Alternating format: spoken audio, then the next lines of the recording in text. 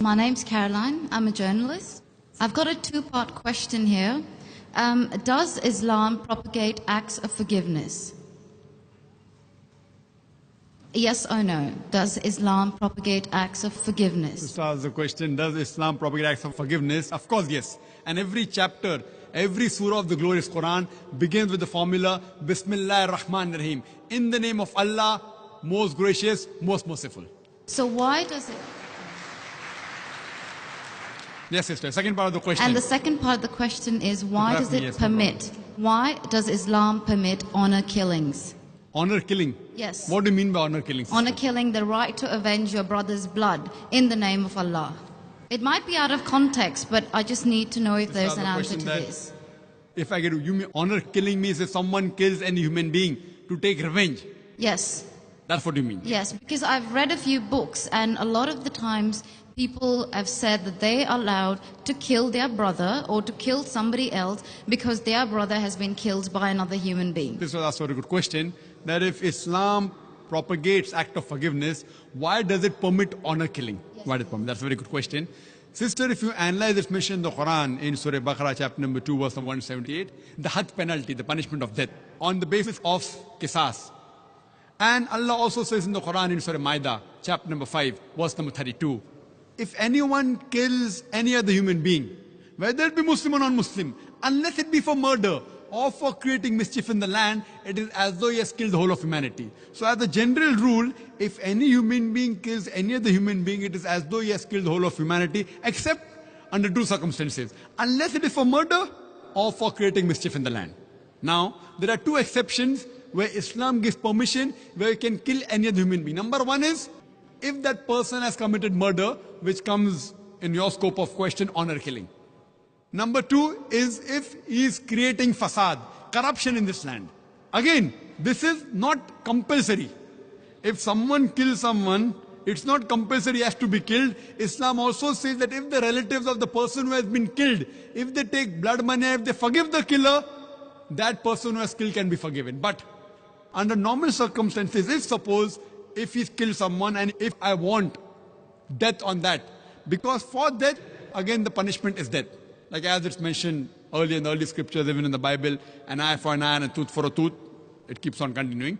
Here what we realize, that suppose I know of a human being who's killing other people, innocent human being. If I don't kill him, he will keep on killing other human beings. So that law is not only in Islam, it's the law of most of the countries, that if homicide is done, if someone has murdered someone, in many countries, he should be put to death or there's life imprisonment. Even in Islam, that if he's killed someone, if required, he can be killed. But the relatives of the person even can forgive the person, if they want. If they want, they can forgive the murderer. But if they want that he should be put to death, then he'll be put to death. And the second case where a person can be killed is if he's causing corruption in the land. For example, if someone is committing rape. Now rape is nothing but causing corruption in the land. So in this case, that person should be put to death. Because the sin is so heinous. It is such a big crime that there is no other punishment but death penalty. And I have asked this to many non-Muslims, that God forbid, if someone rapes your mother, and if you are made the judge, and the rapist is brought in front of you, what punishment will you give him? And 100% of the non-Muslims, they told me that we will put him to death. Some went to the extreme of saying we will torture him to death. So why these double standards? You know, in America, which happens to be one of the most advanced countries in the world, according to the FBI statistics, in 1990, every day on average, 1,756 cases of rape took place. According to 1996 statistics, US Department of Justice, every day 2,713 cases of rape took place. 1990, 1,756. 1996, 2,713. Maybe the Americans got more bold. That means every 32 seconds, one rape is taking place in America.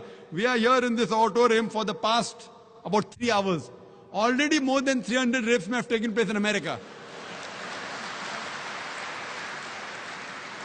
So Islam has a system of hijab, which I mentioned in my talk.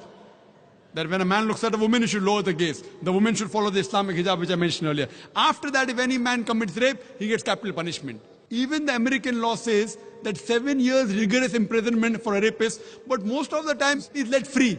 So when you ask even a non-Muslim, what punishment will you give? 100% said we'll put him to death. There was one American who was a smart aleck. In America, he told me, brother ذاكر, first I will give him 5 years rigorous imprisonment. I told him, do you know, according to the Statutes of America, out of those that commit rape, after they imprison and after they're let free, more than 95% commit rape again. So if you want your daughter and your mother to be raped again, you're most welcome. I don't want that. So he said, if that's the case, in the first time itself, put him to death. So in such cases, where there's corruption of land like rape, etc., Islam gives permission, death penalty can even be given for that case. Hope that answers the question, sister. Yes.